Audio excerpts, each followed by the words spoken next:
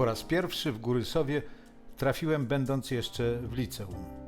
Był to przełom lat 50. i 60.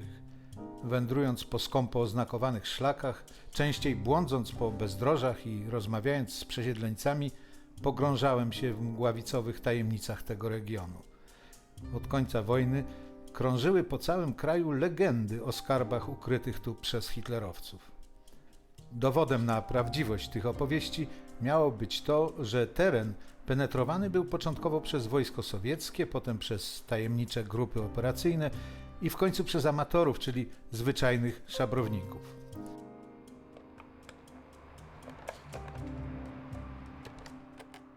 Здравствуйте, меня зовут Петр Залузский. Да, я журналист из Польши. Хочу спросить, существует ли возможность провести просмотр Фонда Российского государственного военного архива в Москве? Потому что я ищу материалы по теме проекта. Z biegiem lat tajemnica gór Sowich rosła w mojej wyobraźni niemal tak samo jak jeszcze kilka lat wcześniej legenda moich wrocławskich gruzów, w których razem z kolegami z podwórka szukaliśmy po niemieckiej broni, ubrań, amunicji, hełmów i masek gazowych, pozostałości po Festung Breslau i jej mieszkańcach, licząc jednak na to, że kiedyś w jakiejś zawalonej piwnicy, zrujnowanym domu znajdziemy najprawdziwsze złoto lub skrzynię ze skarbem. Hallo? Hallo? Guten Tag. Spreche ich damit dem Archiv in Bad Arolsen? Ja, mein Name ist Piotr Załuski. Ich bin ein Journalist von polnischen Fernsehen.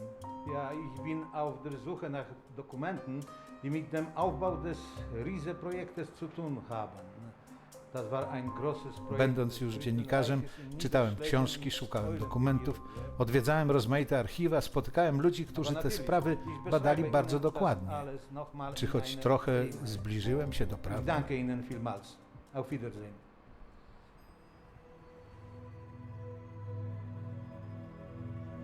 To właśnie tutaj, pomiędzy Wałbrzychem a Nową Rudą, między Walimiem a Głuszycą, hitlerowcy rozpoczęli jedną z największych inwestycji budowlanych III Rzeszy. Nie zdołali jej ukończyć. Pozostała tajemnica, którą postaramy się choć częściowo odkryć.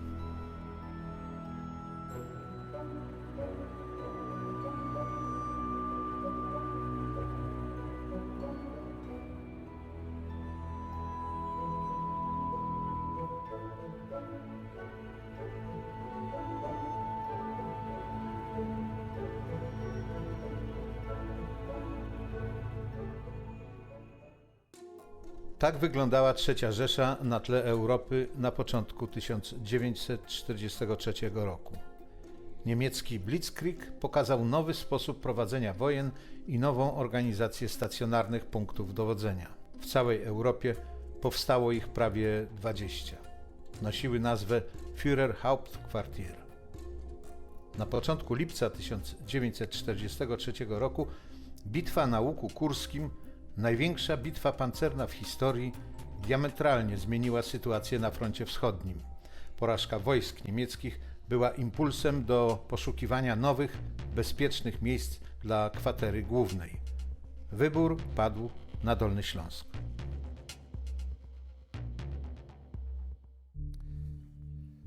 Nasza opowieść rozpoczyna się 15 września 1943 roku, kiedy to nad jeziorem Moj na Mazurach w siedzibie organizacji Totta spotkał się minister uzbrojenia Rzeszy Albert Speer z Ksawerym Dorszem, szefem sztabu organizacji Totta, i Leo Müllerem, inspektorem budowlanym.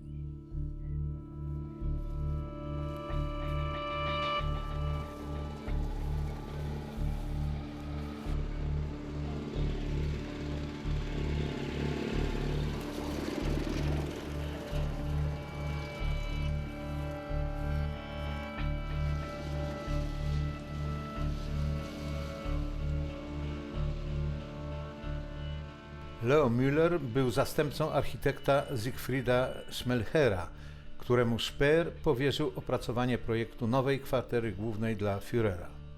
Schmelher już wcześniej nadzorował budowy kwater o kryptonimach Tannenberg i Waldwiese w Niemczech oraz Wolfsschlucht we Francji.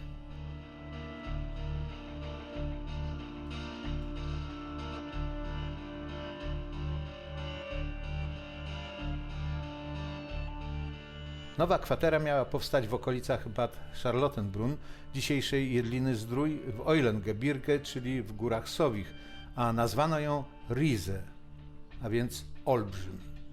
Miała zapewnić bezpieczeństwo nie tylko samemu Führerowi, ale również naczelnemu dowództwu wojsk lądowych, dowództwu Luftwaffe i SS, Ministerstwu Spraw Zagranicznych Rzeszy i wielu pracownikom pomocniczym, łącznie ponad 27 000 ludzi.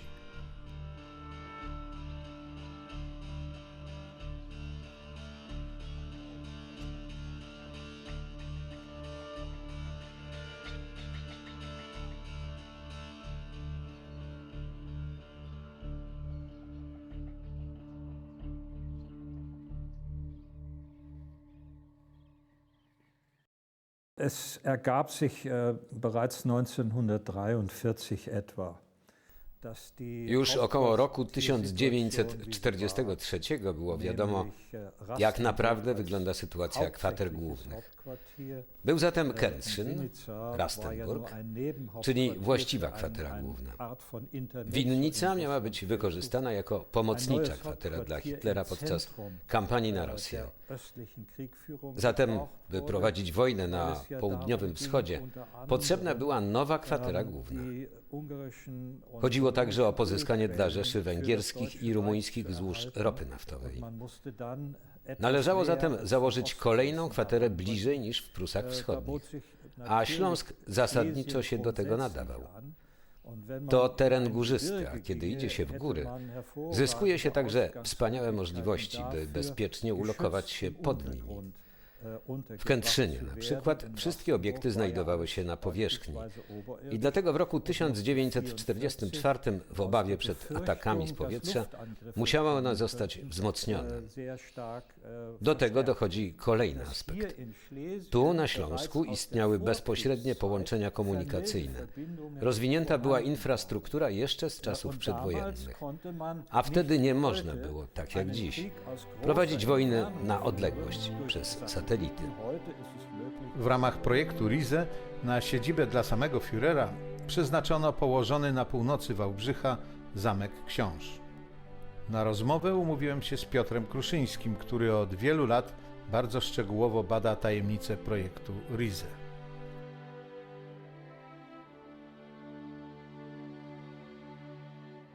Wokół całego kompleksu Riese, wokół książa, czyli Fürstensteinu z czasów wojny, krąży mnóstwo legend, opinii. Jedna z takich opinii głosi, że tutaj miała powstać kwatera główna Hitlera. Czy taka opinia znajduje potwierdzenie w dokumentach? Z dokumentów wiadomo, że miał być dom dla gości Rzeszy.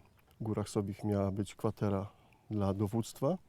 Byłaby tam kwatera, to ci ludzie byliby tutaj w pobliżu, właśnie w Zamku Książ. Podobna sytuacja była również w Berlinie, gdzie był Schloss Bellevue, gdzie goście Rzeszy mieszkali, i analogiczna sytuacja była również w Austrii i w Alpach, gdzie Hitler miał swoją kwaterę na Obersalzbergu, i tam również w Salzburgu, w zamku Klesheim, był pałac, w którym też dostojnicy z innych państw przyjeżdżali i tam mieszkali. A czy istniał już z góry rozdzielnik? Kto gdzie miał mieszkać tutaj na Zamku Książ? Kilka lat temu znaleziono taki dokument w archiwum w Niemczech, który zawiera zapotrzebowanie na pomieszczenia w Zamku Książ. Akurat ten dokument jest nam znany i tam poza dziesiątkami różnych osób, które są wymienione, przedstawione są te najważniejsze osoby, a więc miał być apartament Hitlera, apartament dla Göringa i apartamenty dla 3 feldmarszałków. Aby dostosować pałac dla potrzeb kwatery głównej, rozpoczęto jego przebudowę. Niwelowano jego urodę i zabytkowy charakter. Wchodzimy do sali balowej, największej na Zamku Książ, która powstała po dobudowaniu przez Hochbergów skrzydła zachodniego i północnego. Organizacja Totta przebudowała ją na obowiązujący wówczas surowy, neoklasycystyczny styl III Rzeszy. Postawiono kolumny, a nowy strop został podwieszony pod oryginalnym. We wspomnieniach nie do końca precyzyjnych ostatniego kasztelana zamku Fichtego czytamy: W sali marmurowej sufit i stiuki miały być skute i zerwane. Profesor Grundmann, aby ochronić starą sztukę, zabronił wykonywania tych prac. W zielonym salonie zdjęto obrazy. Całe pomieszczenie, jak też czerwony salon z jego marmurową obudową, pomalowano na biało. Pokoje gobelinowy i włoski zostały przebudowane dla Firera i zaopatrzone w łazienkę. Z tunelu do pokoju gobelinowego została zainstalowana winda, żeby Firer, niewidziany, mógł udać się do pokoju. Schody zostały zlikwidowane i w miejsce tych schodów wybudowano dwie windy, które idą do 5. kondygnacji i maszynownia tych wind jest na strychu ponad 5. kondygnacją. A my się znajdujemy Na pierwszej kondygnacji, na pierwszym piętrze, natomiast tu obok jeszcze wybudowano okrągłą klatkę schodową o średnicy około 3 metrów.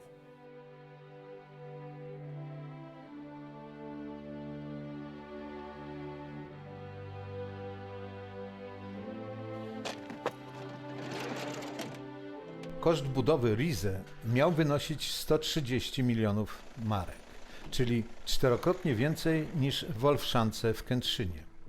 A już 22 września 1944 roku Speer pisał do adiutanta Hitlera, że na realizację całego projektu wydano już 150 milionów marek. Do czasu ukończenia robót, które przewidywano w sierpniu 1945 roku, organizacja Totta zaplanowała wykonanie przez robotników ponad 6 milionów dniówek. Do tej niewyobrażalnej pracy potrzebni byli robotnicy przymusowi i więźniowie obozów koncentracyjnych. Niedaleko Wałbrzycha znajdował się taki obóz, w Grossrosen. Jadę tam na spotkanie z panią Dorotą Sulą.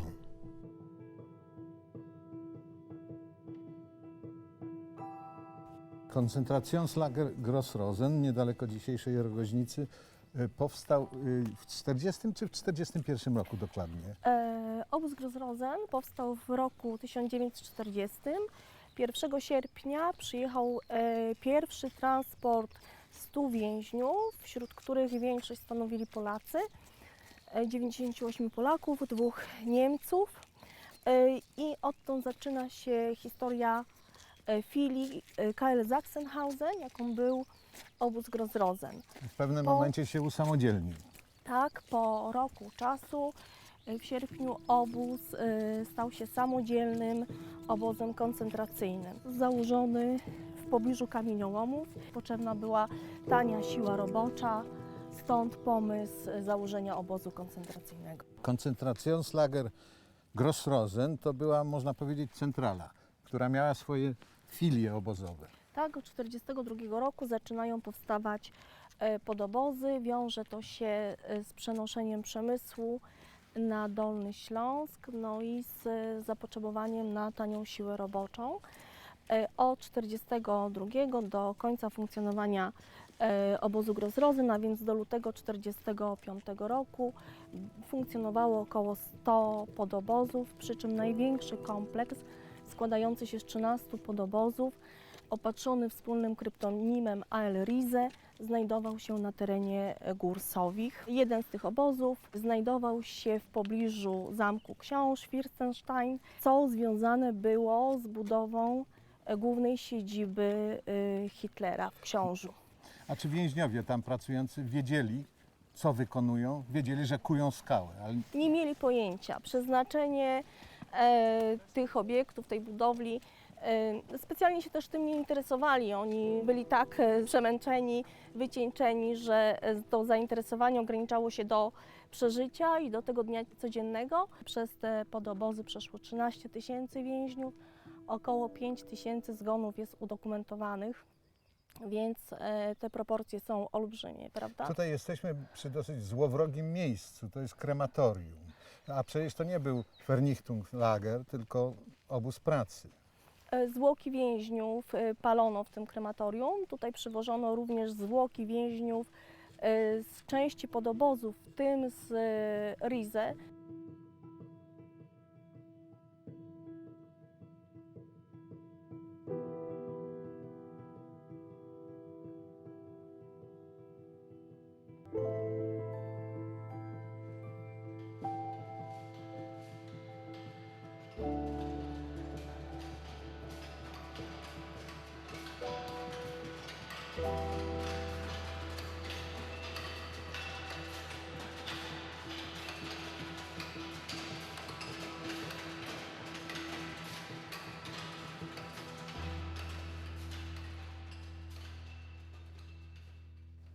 Spośród 13 podobozów Arbeitslager Riese większość zdemontowali sami Niemcy pod koniec wojny, ale i w miesiącach powojennych rozszabrowano także kilka z nich.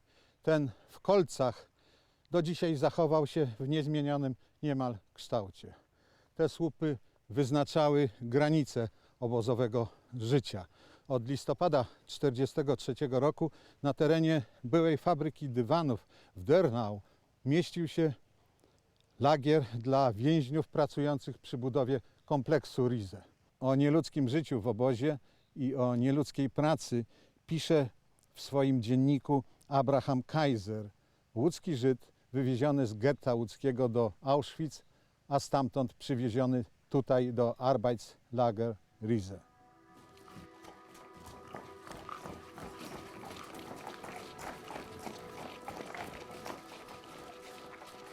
Na dziedzińcu lagrowym kapo ustawiają nas grupami. Każda grupa pracuje w innej firmie i każda ma już swojego kapo wybranego przez majstra w miejscu pracy. Ci nie są groźni, z nimi też kapo z lagru wcale się nie liczą. Nie mają też oni w obozie większych praw od nas. Władzę w obozie sprawują blokowie, a tamci pilnują tylko swoich grup przy pracy.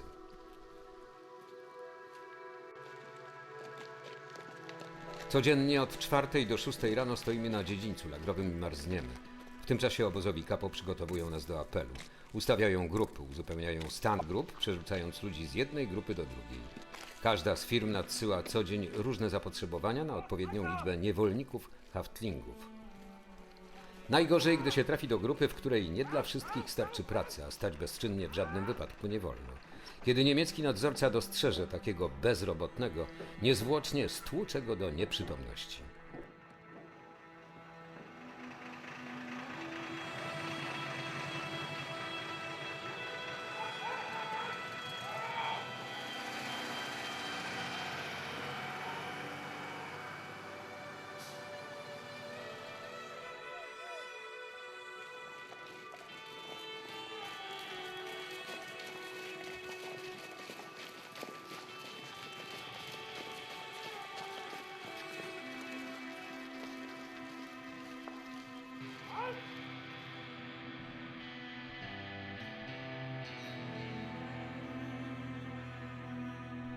Głównym zajęciem więźniów Arbeitslager Fürstenstein było drążenie sztolni pod zamkiem.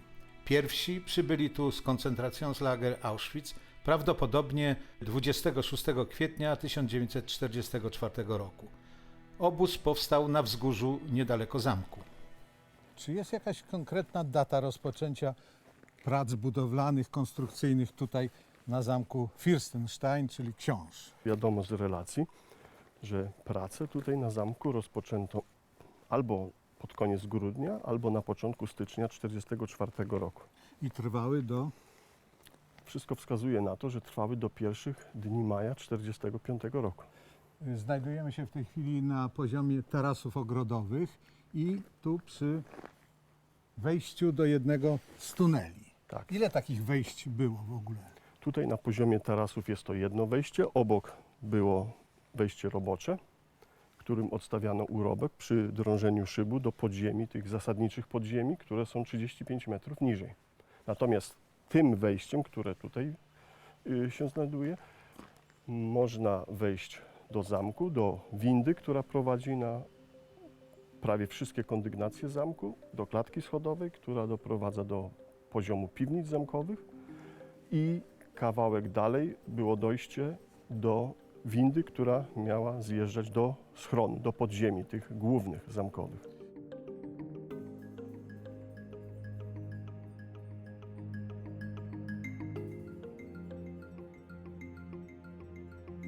Winda poruszać się miała głównym szybem wydrążonym na dziedzińcu przed zamkiem. W górnym odcinku powstało wyrobisko ogromnych rozmiarów, 20 metrów szerokości i 25 długości. Głębokość szybu to ponad 50 metrów. Łączył podziemia zamku ze sztolniami wykutymi pod dziedzińcem zamkowym. I właśnie do nich teraz zejdziemy. Wejście znajduje się na północno-zachodnim zboczu Góry Zamkowej.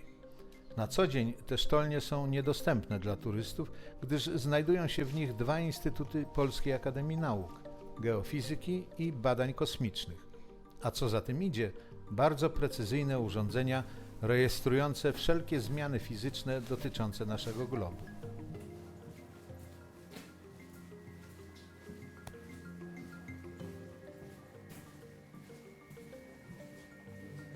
I tutaj znajdujemy się nie pod zamkiem, tylko pod dziedzińcem zamkowym, poniżej dziedzińca 50 metrów. Ale w dalszym ciągu to jest pamiątka niedokonania właściwie, bo chociaż mamy tutaj wszystko pięknie wybetonowane, nie zostały ukończone te stolnie. Oczywiście nie zostały. Tutaj widać zbrojenia. Miał jeszcze powstać strop do pomieszczeń, które dopiero miały powstać tutaj. A właśnie, co tu miało być? Schron dla osób, które przebywałyby w zamku. Do tych pomieszczeń prowadzą 3 sztolnie ze zbocza północno-zachodniego i 1 ze zbocza południowo-wschodniego. Długość wszystkich wyrobisk podziemnych w kompleksie książ wynosi 950 metrów.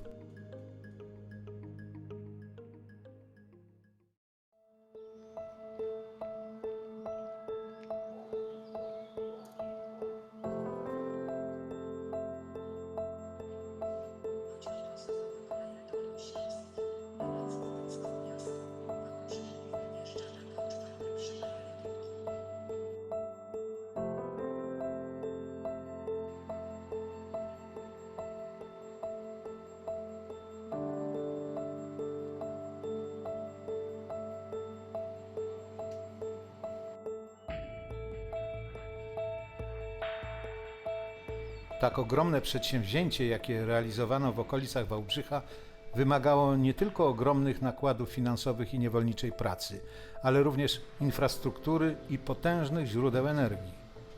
Tutejsze kopalnie, koksownie i elektrownie pracowały nieprzerwanie pełną parą. Amerykańskie bombowce konsekwentnie niszczyły zagłębia Sahary i Rury, Drezno czy Kolonie. Bardzo precyzyjnie bombardowano Brzeg, Kędzierzyn czy Opole, ale ani jedna bomba nie spadła na Wałbrzych, Walim i Głuszyce. Niemcy pod koniec wojny posiadali 12 wytwórni paliwa syntetycznego. Między innymi w Wałbrzychu produkowano metanol i benzol, ważne produkty wyjściowe także dla paliw rakietowych. Na tej pięknej trasie kolejowej do Kłodzka znajdują się 3 duże tunele. A jak pisał Dieter Zeigert, ważnym elementem kwatery głównej było miejsce, w którym można by ukryć pociąg dowódczy Hitlera.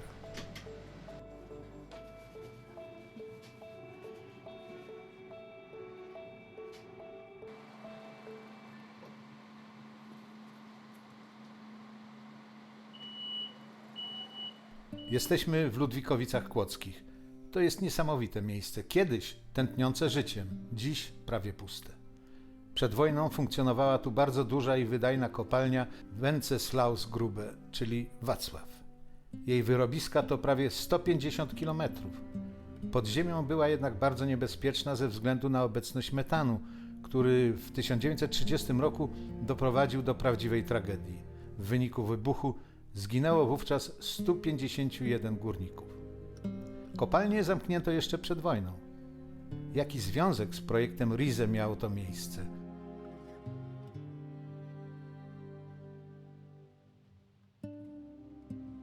Umówiłem się tutaj z Łukaszem Kaskiem, który od wielu lat odkrywa tajemnice tych okolic. Czy można powiedzieć, że Ludwikowice były najbardziej uprzemysłowioną częścią Eulengebirge? Można to śmiało powiedzieć, przynajmniej do 1945 roku ta dolina Ludwikowic, nazywana Fabryczną, to była jedna ulica w Europie, na której było 13 zakładów przemysłowych. Kopalnie, elektrownie, fabryki różnego rodzaju. Można tak Przemysł powiedzieć. zbrojeniowy także oczywiście. Jak najbardziej. Niemcy zainstalowali tu przemysł zbrojeniowy, fabryki amunicji i jeszcze fabryki materiałów wybuchowych. A to, co wygląda jak ruina po jakiejś świątyni. Tak, potocznie nazywana jest muchołapką. Jak ma nie jedną nazwę, tak i wiele, można powiedzieć, hipotez przeznaczenia.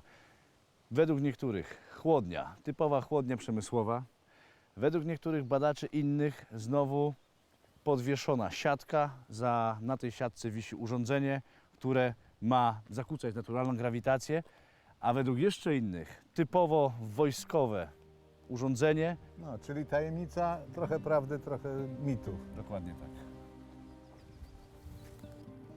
Ta hala jest kompletnie zrujnowana, ale też nie wygląda na to, że nie była ukończona. Tu Niemcy coś produkowali. Dokładnie, jesteśmy teraz w fabryce Dynamit Werke AG, gdzie produkowano materiał wybuchowy na kompleks Riese i nie tylko, a także normalnie amunicję na potrzeby frontu. No i specjalnie uzbrojona ta hala Tak, była. jest już taka ciekawostka. Idziemy po oryginalnej podłodze, która została i którą, gdybyśmy uderzyli w nią jakimś tępym narzędziem metalowym, nie pójdzie żadna iskra. I to jest taki smaczek właśnie tamtego czasu, tego przedsięwzięcia. A właśnie, jak się ma w ogóle ten okręg, mini okręg przemysłowy Ludwikowic do projektu Riese?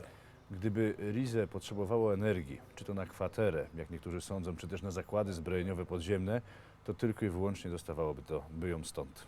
Była to potężna dolina, 13 zakładów przemysłowych na jednej ulicy, z kopalniami, z potężną infrastrukturą i bardzo blisko Riese. Za górą Ludwigsdorf znajduje się już kompleks Gontowa.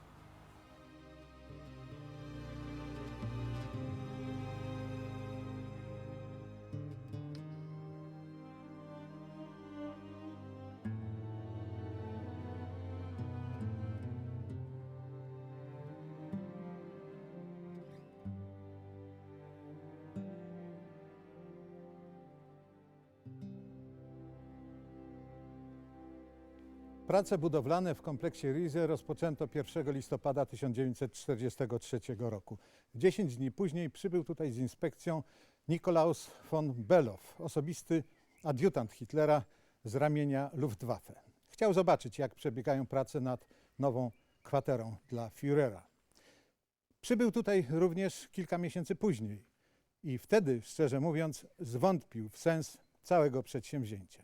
Za wszystkie roboty budowlane, za konstrukcję odpowiadała organizacja Totta, której sztab mieścił się w tym właśnie pałacu.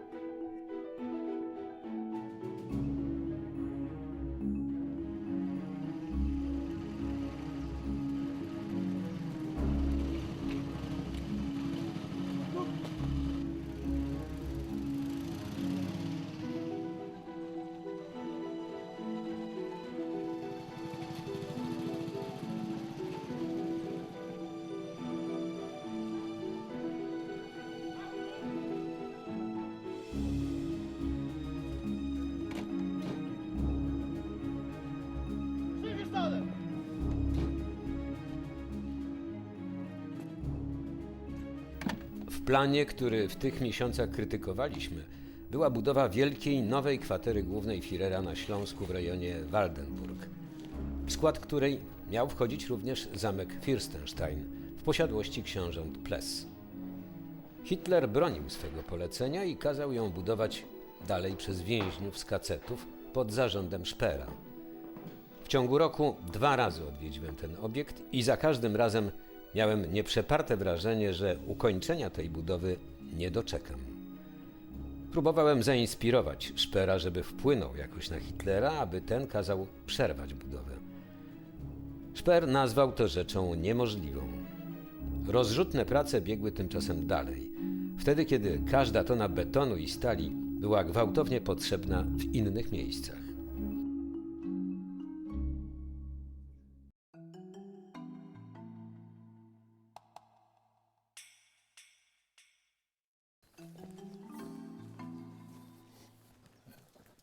Kiedy Niemcy budowali ten blok betonowy, to chyba lasu tego dookoła jeszcze nie było. Mógł być, bo Niemcy przewozili drzewa w beczkach specjalnie sadzone, które doskonale teren wokół takich budowli maskowały. Aha, a jakie przeznaczenie było tej hali tu konkretnie? Przypuszcza się, że ten obiekt, w którym znajdujemy się, był takim sztabem dowodzenia, koordynacji tego, co działo się pod ziemią. On jest dokładnie nad kompleksem Osówka. To jest kompleks drugi co do wielkości po Włodarzu. A ile korytarzy zdołano wykuć? Bo to... No dziś szacuje się, że na dole pod nami jest ponad 1700 metrów bieżącego wykutego chodnika. A ile takich w ogóle obiektów jest w kompleksie Rize, dawnym kompleksie Rize? No w kompleks Rize wchodzi dzisiaj w skład 7 obiektów. 7 Zamek Książ, Osówka, Włodarz, Sztolnie Walimskie, Góra Soboń, kompleks Gontowa. I oczywiście Jugowice Górne. Tak więc na podstawie dotychczasowych badań ustalono, że było co najmniej 7 kompleksów. Poznaliśmy ten w Książu. Pozostałe znajdowały się w Górach Sowich. Rzeczka. Kompleks przy drodze łączącej Walim i Rzeczkę. Długość sztolni 500 metrów. Jugowice Górne. Położony na południowo-zachodnich zboczach działu jawornickiego. Długość sztolni 500 metrów. Włodarz. Położony na północno-wschodnich zboczach góry Włodarz. Największy kompleks. Długość sztolni 3000 metrów. Osówka. Na południowych i wschodnich zboczach góry Osówki. Długość sztolni 1700 metrów. Soboń. Położony na zboczach góry o tej samej nazwie. Długość sztolni 700 metrów. Sokolec. Na północnych i wschodnich zboczach góry Gontowa. Długość wyrobisk 750 metrów. A ten przedziwny obiekt, dosyć intrygująco wyglądający, To jest najbardziej tajemniczy obiekt na kompleksie Osówka, rzekłbym nawet w całości kompleksu Rize. Czworokąt wylany betonem z różnego rodzaju śluzami, kanałami, prawdopodobnie połączonymi z podziemiami o tak naprawdę nieznanym przeznaczeniu po dzień dzisiejszy. Choć raz jako przewodnik Osówki oprowadzałem naukowców norweskich i oni mówili, że prawdopodobnie według nich jest to podstawa pod reaktor atomowy. Tak mi reaktor powiedziano, atomowy. tak mi raz powiedziano. Jakieś przerażenie we mnie to wywołuje, bo to jest jakaś próba realizacji wizji szaleńca. Hitlerowskie Niemcy były szalone. To byli ludzie, którzy wierzyli, że do końca ostatnich dni są w stanie wygrać wojnę cudem. I byli tacy, którzy te fanaberie, fanatyzmy do końca spełniali, budując do ostatnich godzin przed wejściem Rosjan to, co i tak nie można było zbudować. No tu, gdzie jesteśmy, na pewno jest jakaś tajemnica, bo cały ten obiekt nigdy nie został tak naprawdę profesjonalnie przebadany i nie stwierdzono, co to właściwie jest, gdzie jesteśmy. Z tego piekielnego tunelu do nieco jaśniejszego pomieszczenia przechodzimy, obetonowanego. Co tu było? Betoniarnia, główna centralna betoniarnia, sześcian przykryty płytą, która tu jeszcze połamana w rogach właśnie została, leży. To powiedzmy przy tej okazji, że cały projekt Rize pochłonął niebywałe ilości materiału budowlanego. To nie tylko oczywiście 13 000 więźniów stale tu pracujących i ich tragedia, ich katorżnicza robota, ale też zaangażowanie technologiczne właśnie materiału, stali, to gigantyczne ilości. No Albert Speer, siedząc w więzieniu w Spandau, odbywając wyrok 20 lat pozbawienia wolności, napisał w pamiętnikach, że na obieg Rize III Rzesza zużyła więcej betonu niż na budowę schronów dla ludności cywilnej w samym 1944 roku w całych hitlerowskich Niemczech. Das war zweifellos die größte Unternehmung. Denn Bez es gab wątpienia ja fast Rize to było insgesamt największe mit przedsięwzięcie. Rize zusammengenommen 20 Hauptquartiere W Europie było über 20 ganz kwater Europa głównych, verstreut, od wybrzeża fast Atlantyku von aż der po północ, Atlantikküste, w okolicach B3 Leningradu. beispielsweise, bis Ale in den żadna z tych Norden kwater südlich von nie miała Leningrad. takiego rozmiaru jak to, co Ale tu diese próbowano Quartiere stworzyć. hatten nicht das Ausmaß, was man hier zu entwickeln versuchte.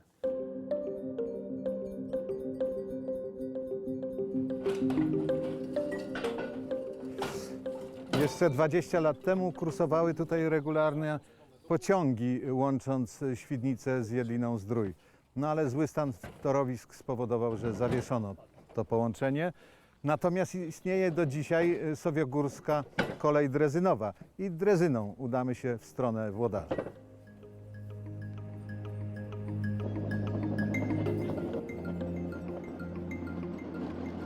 Infrastruktura drogowa i kolejowa w tym rejonie była bardzo dobrze rozwinięta jeszcze zanim powstał projekt Rize. Jak pisze we wspomnieniach Albert Speer, podczas jego realizacji zbudowano w Górach Sowich dodatkowo 58 km dróg i 6 mostów. Zastanawiający jest fakt, że w liście do adiutanta Hitlera z 22 września 1944 roku pisał, że do wykonania tej budowy zużyto już wówczas 257 000 m3 betonu zbrojonego stalą i wydrążono 213 000 m3 sztolni.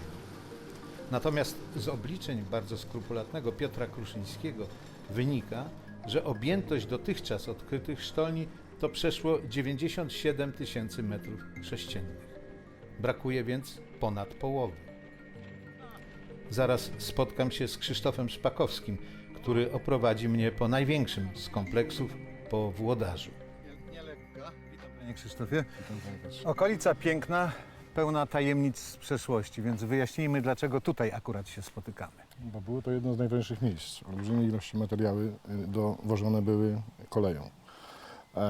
I tutaj, gdzie jest ta kępa, tutaj znajdowała się bocznica kolejowa ze zwrotnicami i stąd tory odchodziły w kierunku Włodarza. Czyli taka stacja rozrządowa, można powiedzieć. Bocznica, tak. Ani śladu po tym No, wszystkim. to tak było budowane przede wszystkim, żeby też nie rzucało się w I oczy. to w kierunku Włodarza jedna z W kierunku wychodni. Włodarza, tak, oczywiście. To może pójdźmy tam, zobaczymy, co Bardzo jest. proszę, tak będzie najlepiej.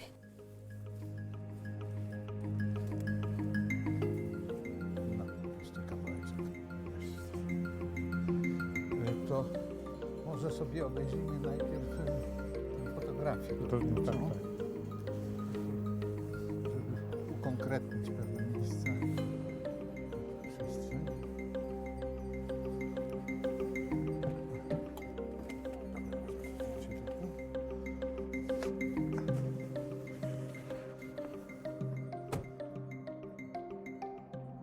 To zdjęcie zostało wykonane wiosną 1944 roku, gdy nad Sudetami pojawiły się latające superfortece 15. Armii Powietrznej Stanów Zjednoczonych stacjonującej we Włoszech. Były to bombowce B-17F oraz inne słynne samoloty II wojny światowej, ciężkie bombowce B-24 Liberator. Tuż po północy 3 marca 1944 roku wystartowały one z lotnisk południowych Włoch do lotów rozpoznawczych nad Opolszczyzną i Dolnym Śląskiem. Celem tych niebezpiecznych lotów było zlokalizowanie wytwórni paliw syntetycznych, ale nie tylko.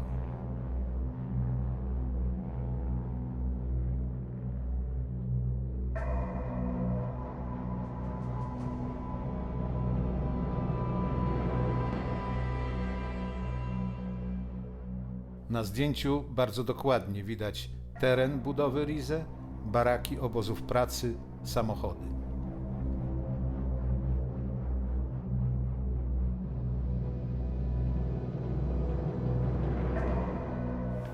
To zdjęcie ma nacechowanie, gdzie można odczytać Tak jest. godzinę Co do minuty, o co której do było minuty, robione, o której to było zrobione. 12:13. Kompleks Włodarza. I dzisiaj właściwie to sobie obejrzymy, całe przejdziemy. Dobra, to jedźmy.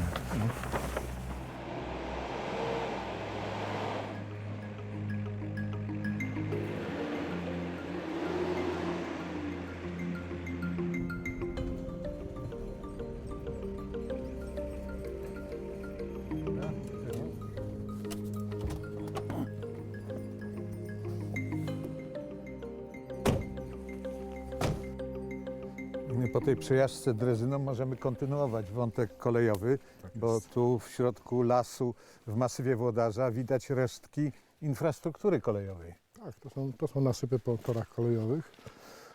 Przy wszystkich tych torach, przy tych bocznicach były usytuowane wiaty, pod które wjeżdżały pociągi i rozładowywane były materiały potrzebne do budowy. A te bloki betonowe to pozostałość? To są właśnie po tych różnego rodzaju wiatach, pomieszczeniach, gdzie były składowane silniki, gwoździe. To jest początek w zasadzie budowy. Najwięcej tych zabudowań będzie tam dalej już, gdzie były roboty najbardziej skoncentrowane, ale tutaj się zaczynały magazyny. Stąd się tory rozchodziły na dwóch poziomach. Jedne Jedne szły górą, a drugie tory schodziły w dół do poziomu tam, gdzie były sztolnie. Za chwilę pokażę panu prefabrykaty betonowe, które też były wykorzystywane po to, żeby przyspieszyć jak najbardziej tą budowę. No to może powiedzmy, jak one technologicznie funkcjonowały. To znaczy w wydrążony tunel Tak. wstawiano te łuki, tak? Tak, wylewano ściany boczne, na których opierano te łuki i przestrzeń między tymi łukami żelbetowymi a ociosem wypełniano betonem pod ciśnieniem. Jako pierwsi pokazujemy Państwu profile sowiogórskich podziemi. Odnalazł je Piotr Kruszyński w niemieckich archiwach. Pochodzą ze sprawozdań organizacji Totta o postępach prac na tym terenie. Widzimy na nich, że największe wyrobiska miały być podzielone i tworzyć całkiem niewielkie pomieszczenia. Widoczne jest również zastosowanie tych żelbetowych łuków. Natomiast ten dokument, znany już wcześniej, pochodzi z pracowni architektonicznej Schmelhera i pokazuje, jakie budynki miały się znaleźć na powierzchni i w jakiej ilości. No i czasami spotykamy takie, fragmenty muru cyklopowego, gdyby to nie były skamieniałe worki cementu. Worki z cementem, tak. To jest miejsce, które my umownie nazywamy betoniarnią. Znajdują się tutaj 3 największe pryzmy betonu. W każdej z tych pryzm było złożonych ponad 100 000 worków cementu. A czy to prawda, że jeszcze po wojnie odzyskiwano cement z tych skamieniałych częściowo pryzm? Jak widać, ja to pamiętam osobiście. Ja pamiętam, jak było to bardzo popularne tutaj wśród mieszkańców, że po cement się jeździło do lasu. I dochodzimy do końca w zasadzie tego węzła kolejowego, bo dalej już nie ma możliwości, żeby kiedykolwiek tam kolej jechała, ale dochodzimy najbardziej... Do wielkiej konstrukcji betonowej. Dokładnie tak. Do wielkiej konstrukcji. Słyszałem, że to tutaj była kruszarnia urobku. Wszędzie były kruszarnie przy wszystkich wyrobiskach, dlatego że Niemcy wykorzystywali ten kamień, ten urobek, mieli kruszarki i po selekcji traktowano był jak materiał budowlany. No tak, On wyjeżdżał. tłuczeń na budowę dróg, Dokładnie tak. a resztę to właśnie tworzono te platformy. Platformy, nasypy, którą widać tutaj zresztą też. I to prawdopodobnie była konstrukcja, coś w rodzaju silosu, z którego nasypywano automatycznie na wagony ten kamień.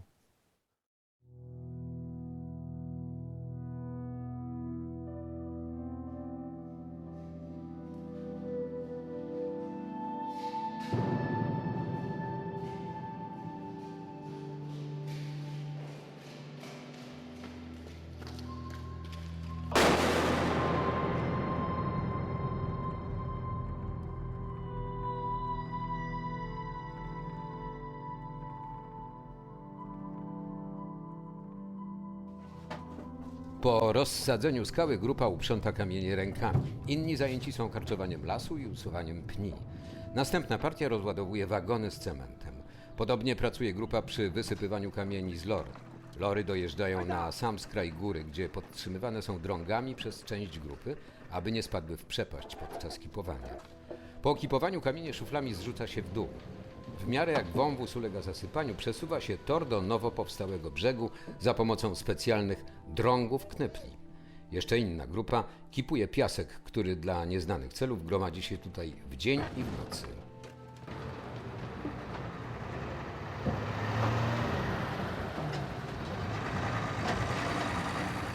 Praca odbywa się bez względu na warunki atmosferyczne. Czy deszcz, czy śnieg, czy mróz, praca musi być wykonana. Rzadko kto posiada jeszcze koszulę i kalesony. Niektórym pozostały jakieś żałosne strzępy. Wszy jedzą nas żywcem. Pracujemy dosłownie nago i boso. Całe nasze ubranie składa się z cienkiego drelikowego pasiaka i zdartych trepów.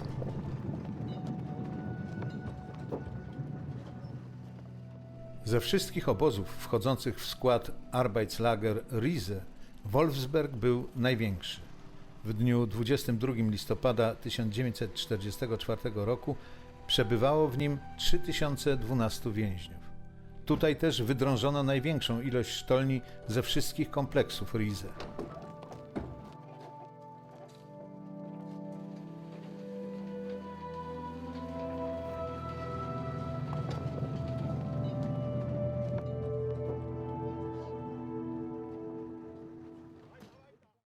Wszyscy, którzy pracowali w środku, to byli albo specjaliści Niemcy, albo to byli więźniowie, którzy potrafili pracować tym młotem pneumatycznym. Tych było bardzo mało, a najwięcej było więźniów, którzy z prawej i z lewej strony wózka ładowali gruz wydobyty ze ścian i ładowany na ten wózek z jednej i z drugiej strony. Potem ten wózek pod lekkim skosem, ale przy pomocy 2 więźniów spychali ten wózek do wyjścia z tego tunelu. A tam za tym były już ułożone hamulce. To były takie trójkąty. 2 ludzi, najpierw 3 ludzi, potem dano 4 ludzi. Te wózki kontrolowały, wypychały na przepaść. I wysypywano tam. Kip lora to musiała wykiprować. I wychodziła ta lora pod letnim stosem, myśmy ją hamowali i całkowicie zatrzymywali nad przepaścią. Bo tam już były usypy takie tego białego kamienia. I naszym zadaniem było, jak wózek nadjechał, zahamować, przewrócić, odjechać około 10 metrów, zawrót był i pchać do tunelu z powrotem. No. Więc spychało się niekiedy, bywało tak, że urwał się wózek po prostu i kolibował na dół. To wtedy grupa, która mogła się spodziewać kary śmierci, traktowana jako sabotaż.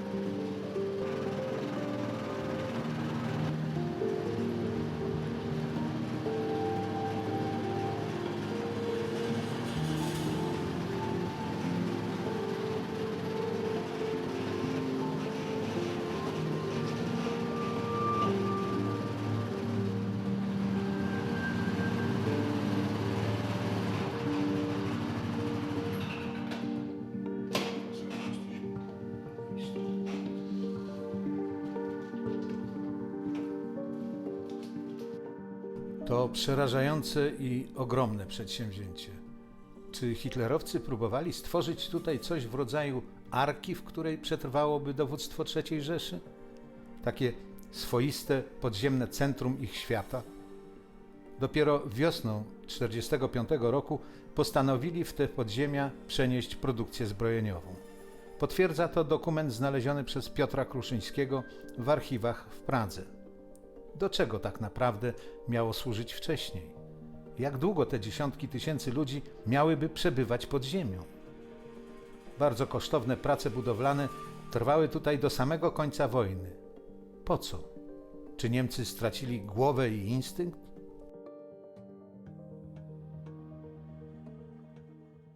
Die Menschen haben das gemacht, was ihnen gesagt wurde. Wiosną 1945 roku ludzie robili jeszcze to, co im rozkazano.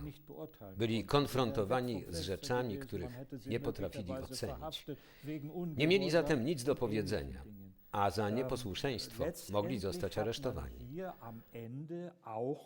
Ponadto pod koniec wojny budowano tutaj także dlatego, iż naczelny komisarz obrony, to znaczy Gauleiter we Wrocławiu, zadecydował, a było to pod koniec marca lub w połowie kwietnia, że przerwane prace budowlane w sztolniach projektu Riese mają być kontynuowane, tak by wkrótce móc rozpocząć tu produkcję broni dla piechoty oraz broni przeciwpancernej. Und Ähnliches in den Stollen vorzunehmen, die dafür geeignet waren.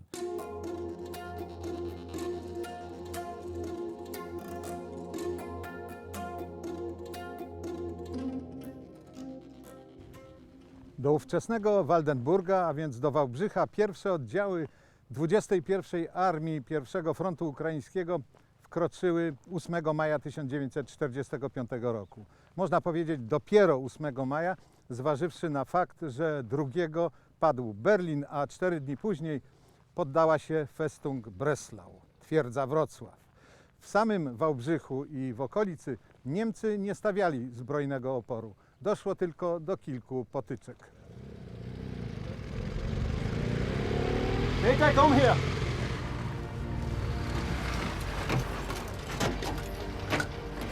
Entfernung 500 Meter! 100 Schuss! 8 maja 1945 roku rozeszła się lotem błyskawicy wiadomość, że armia radziecka wkroczyła do miasta. Początkowo jednak nie dawaliśmy temu wiary, bo nie było słychać żadnych strzałów. Ale gdzieś po godzinie widzimy, jak małe oddziały wojsk niemieckich uciekają z Gaju na Mieroszów, a za nimi w odległości może 500 metrów jadą radzieckie czołgi, które co kilkanaście sekund strzelają z dział. Niemcy odpowiadali ogniem karabinów maszynowych.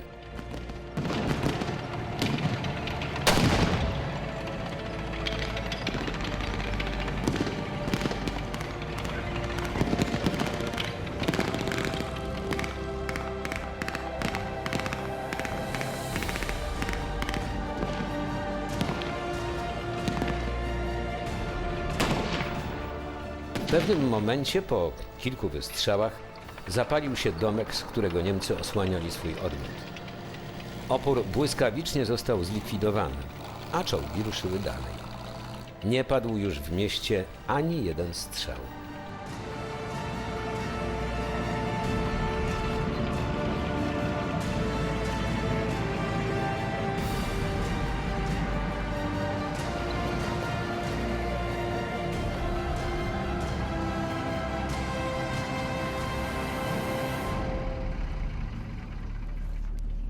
Tak mogła wyglądać jedyna w mieście wymiana ognia i prawdopodobnie jedna z ostatnich wymian ognia podczas II wojny światowej, gdyż stanowiła część wielkiej operacji rozpoczętej dzień wcześniej, 7 maja, przez Armię Czerwoną, operacji praskiej.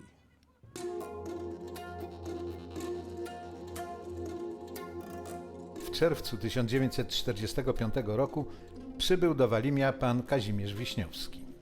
Kiedy pierwszy raz pan wszedł do jakiejś sztolni?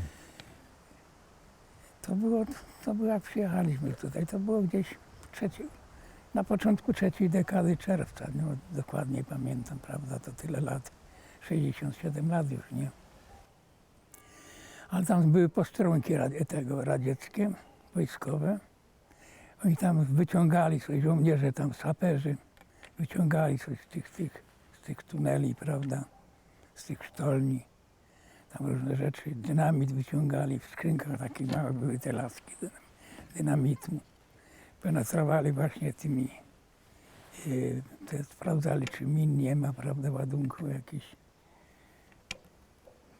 Ale wpuścili nas na kawałek tam, przy pomocy tych, oni mieli lampy górnicze na tym. I tam były tylko wagoniki, koleby którymi wywodzili gruz. Porzucone łopaty, świdry wiertnicze, węże od kompresorów. Na zewnątrz stały 2 wielkie kompresory. Te kompresory stały do 1947 roku. No, rozmawiamy na cmentarzu, gdzie leżą ci, którzy zmarli w czasie tej budowy. I są tu mogiły właśnie häftlingów. No tu prawdopodobnie leży 4700 osób.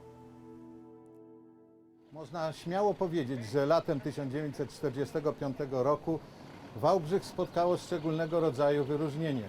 Oto komendantem wojennym tego niewielkiego miasta został sam generał Paweł Iwanowicz Batow, legendarny dowódca 65. Armii, wsławionej bojami pod Stalingradem i Kurskiem. Po 1955 roku Batow był szefem sztabu wojsk Układu Warszawskiego. Mieszkał w Wałbrzychu przez 2 lata, ale nie mieszkał sam. Łącznie z 15 000 żołnierzy sowieckich. I tutaj rodzi się pytanie, ważne pytanie, co sprawiło, że te okolice stały się tak cenne dla zwycięskiej armii.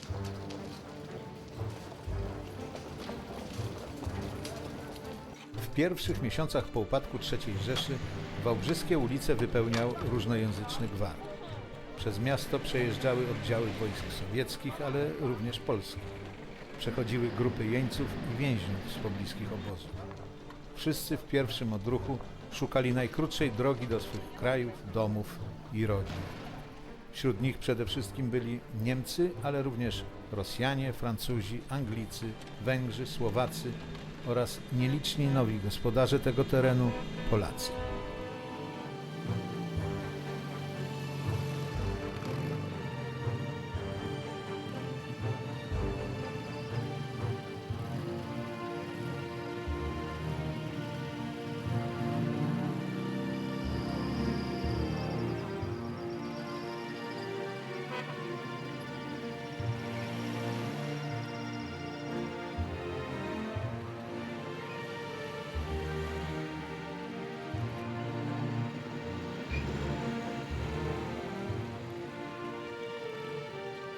Armia Czerwona zajęła Wałbrzych w nienaruszonym stanie. Obeszło się bez walki, mimo że ta część Sudetów broniona była znacznymi siłami. W połowie kwietnia 1945 roku pod Wałbrzychem miało swą siedzibę dowództwo 17 Armii wchodzącej w skład grupy Armii Środek marszałka Schernera. Długo można wyliczać związki taktyczne i dowódców, którzy mieli bronić Sudetów. Może Rosjanom właśnie o to chodziło. Wałbrzych znajdował się w zasięgu sowieckiej artylerii, ponieważ front od kilku miesięcy stał na wysokości Strzegomia. Jednak poczekano do kapitulacji Berlina i bez walki przejęto wszystko w nienaruszonym stanie. W końcu Batow był nie lada taktykiem.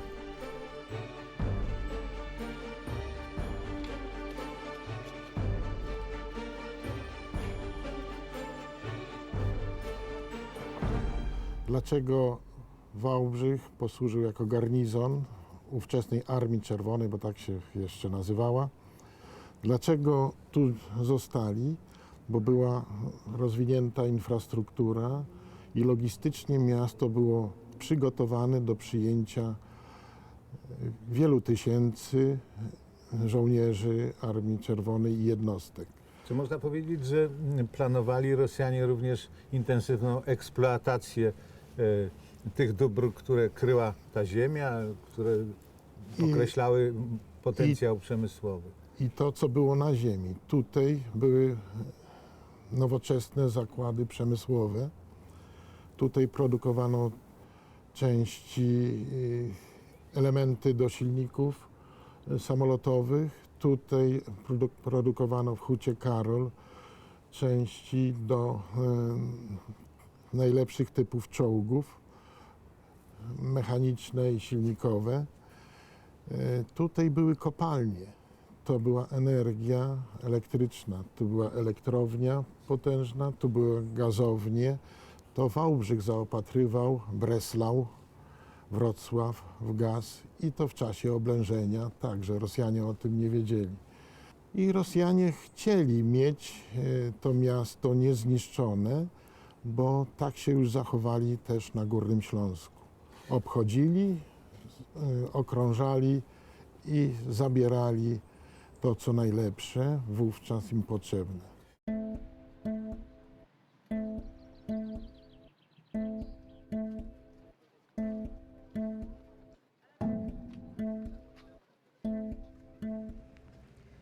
Armii Czerwonej towarzyszyli liczni specjaliści z różnych dziedzin nauki.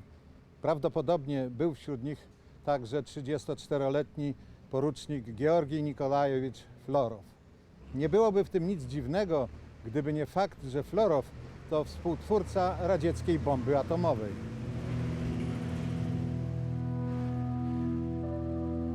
A właśnie wtedy Rosjanie bardzo intensywnie rozwijali swój program budowy superbomby. Musieli również doskonale wiedzieć, że rejon Wałbrzycha i Gór Sowich był w szczególnym centrum zainteresowania Ministerstwa Uzbrojenia i Amunicji. Już od 1942 roku otwierano tu filie zakładów zbrojeniowych. Do Dzierżoniowa trafiła firma Hagenuk z Kilonii, produkująca sprzęt łączności dla marynarki wojennej. W Bielawie zainstalowała się część koncernu Boscha ze Stuttgartu, zakłady Kruppa i Telefunken. W Ząbkowicach Śląskich zakłady AEG. Do Zakrza koło Kłodzka trafiły zakłady lotnicze VDM. Na polecenie ministra lotnictwa Rzeszy do Głuszycy zostały przeniesione zakłady Kruppa z Essen, gdzie produkowano części do myśliwca odrzutowego Messerschmitt. Do Ścinawki Średniej przeniesiono zakłady Patton, które produkowały części do rakiet V2 i wiele innych. Co Rosjanie stąd wywieźli, prawdopodobnie nigdy się nie dowiemy. Wiemy natomiast, że tutaj znaleźli tak bardzo poszukiwane przez nich paliwo. Pozostałe grupy specjalistyczne to była kwestia wydobycia uranu w Wałbrzychu i w okolicach. I to było też powodem zainteresowania się tymi terenami, bo Związek Radziecki przystępował do konstrukcji własnej bomby atomowej. Tak, i w tym czasie już były eksploatowane nie tylko Kowary, ale i tutejsze gniazda uranowe. Stworzono tego przedsiębiorstwo, dobrze funkcjonujący aparat i ochrony tych miejsc, i doboru ludzi, i wydobycia, i transportów do ówczesnego Związku Radzieckiego. Zapewne odkryli to bogactwo uranowe, wiedzieli o nim, myślę, że też trochę wcześniej, bo to nie była wielka tajemnica dla specjalistów, że w tym rejonie znajdują się te związki uranowe.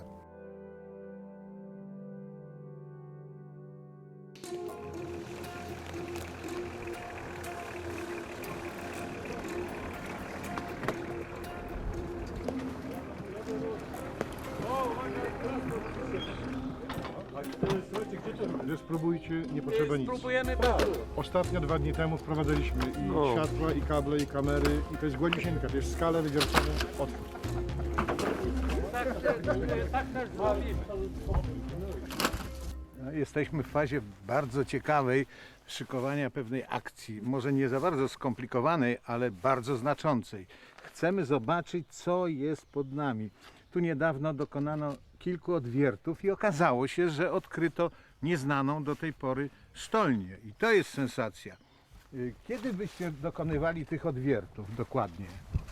Było to w ubiegłym roku we wrześniu, dokładnie przy zlocie eksploratorów 25 września.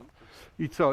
A w jaki sposób w ogóle znaleźliście miejsce, gdzie trzeba by wiercić po to, żeby zakończyła się cała akcja sukcesem? Miejsce było takie dość znane, widoczne, dlatego że tam na około 150 metrów poniżej jest taki wgryz w górotwór, po czym widać jakby wysadzone fragmenty takiej sztolni, jakby takie zapadliska. Postanowiliśmy to sprawdzić właśnie poprzez zrobienia pierwszego odwiertu 50 metrów poniżej. No i już tamten odwiert pokazał nam, że faktycznie jest sztolnia. Co ciekawe, ona jest wyposażona. To znaczy spuściliście od razu kamerę, żeby zobaczyć, tak? Tak. No, my dzisiaj powtarzamy trochę ten sam zabieg, może bardziej doskonałym urządzeniem i troszkę amatorsko, ale szalenie precyzyjnie sporządzony.